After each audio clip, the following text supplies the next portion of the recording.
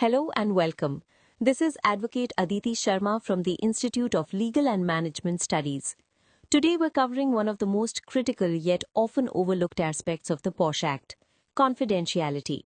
When a woman comes forward to report sexual harassment, she places immense trust in the system.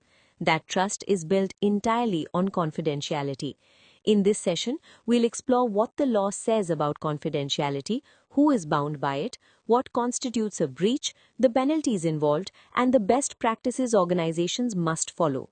This is essential knowledge for HR professionals, ICC members, managers, and employees alike. Let's get started. Before we go into what the law says, let's understand why confidentiality is so fundamental to the POSH framework.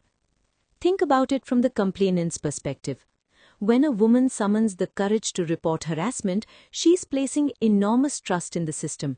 If that trust is broken, if her identity is revealed, if her complaint becomes office gossip, the consequences can be devastating.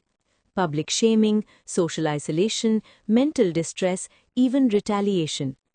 Confidentiality also protects the accused from reputational harm before the inquiry is complete, and it ensures the ICC can conduct a fair, unbiased investigation without external pressure. Breach of confidentiality isn't just harmful, it's illegal. It can deter future victims from coming forward, and it exposes individuals and organizations to serious legal consequences under Section 16 of the Act. A very common misconception is that only the ICC is responsible for maintaining confidentiality. The POSH Act is much broader than that. The duty applies to every single person involved in the process. Let's go through them. First, the ICC itself. Every member, including the external member, has a primary legal duty to keep all proceedings strictly confidential. Second, the complainant. Yes, even the person filing the complaint must not discuss case details outside the formal process. Third, the respondent or the accused. They too must keep everything confidential. Fourth, witnesses and support persons. Anyone called to assist in the inquiry must cooperate fully while maintaining complete discretion. And fifth, the employer and the organization. They are responsible for secure storage of all documents and must not share findings beyond what is necessary for implementation. So, in summary, if you are involved in a POSH case in any capacity, you are bound by confidentiality. Now let's get specific about exactly what must be kept confidential. On the left side, the obvious essentials. The identity of the complainant must never be disclosed without their explicit consent. The identity of the respondent must be protected until formal findings are communicated. The details of the complaint itself, the nature of the allegation, dates, locations must not be shared. And witness identities and statements must be kept completely private. On the right side, equally important, all evidence submitted, emails, messages, documents, is protected. The actual proceedings of the ICC hearings are confidential. The ICC's findings and recommendations are shared only on a need-to-know basis. And finally, the specific action taken by the employer following the inquiry must also remain confidential. In short, everything, from the moment a complaint is filed to the moment action is taken, must be handled with complete discretion. Now let's talk about the legal teeth behind this. Section 16 of the POSH Act is the specific provision that deals with penalties for breach of confidentiality. It states clearly, any person who violates confidentiality obligations shall be liable for penalty under applicable service rules. And where no specific service rules exist, a fine of up to 5,000 rupees can be imposed. But the consequences go beyond Section 16 alone.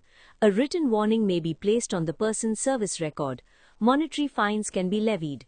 Serious breaches can lead to disciplinary action, including suspension, demotion, or termination.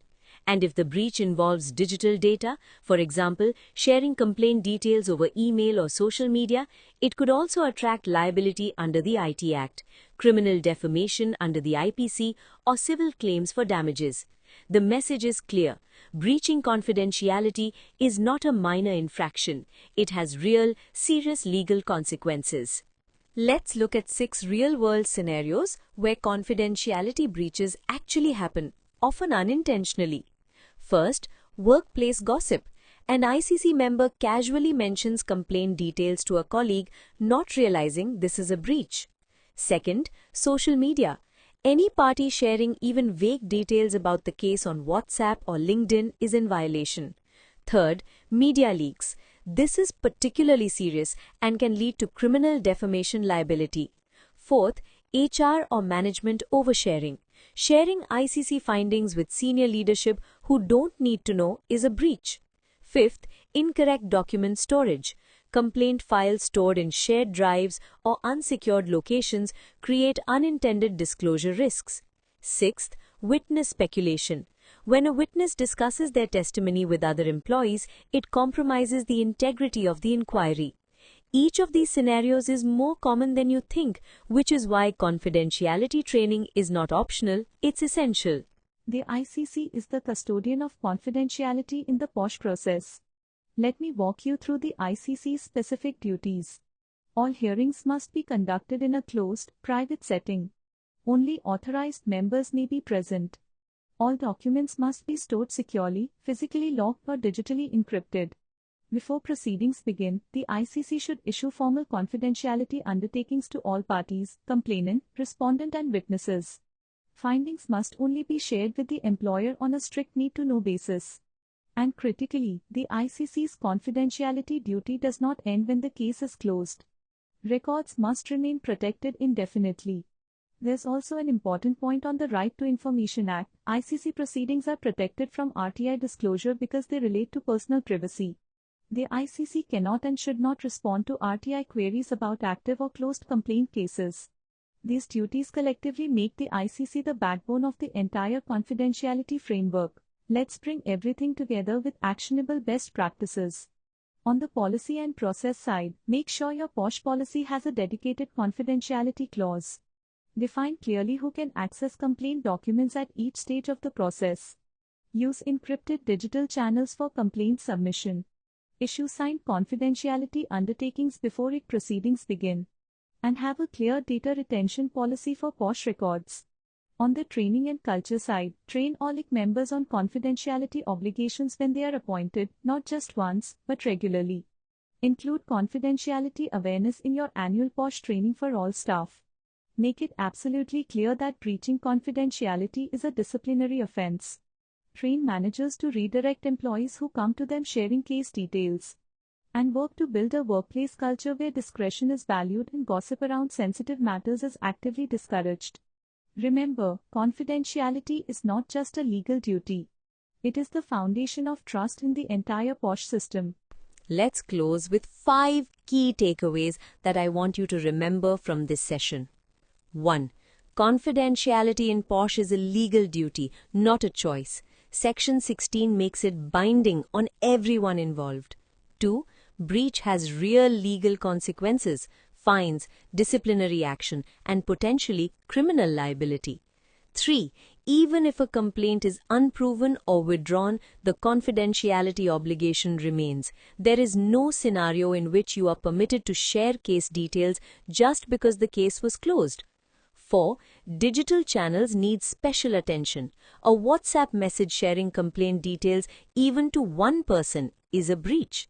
5. The ICC's confidentiality duty continues long after the case is closed. Records must be stored securely and protected indefinitely. Confidentiality isn't just a procedural formality. It is the foundation on which the entire POSH system is built. Without it, trust collapses and the law loses its purpose. That brings us to the end of today's session on confidentiality in POSH complaints. We've covered a lot of ground: why confidentiality matters, who is bound by it, what must be protected, the penalties under Section 16, common breach scenarios, the ICC's duties, and best practices for organizations. The key message: is simple. Confidentiality is not a procedural nicety. It is a legal obligation, and breaching it has serious consequences for individuals and organizations alike. If you want to go deeper into POSH compliance and become a certified POSH trainer, do check out our certificate program in Train the Trainer at ILMS Academy. The link is on your screen. Thank you so much for watching. Please like, share and subscribe for more sessions on workplace law and HR compliance. See you in the next one.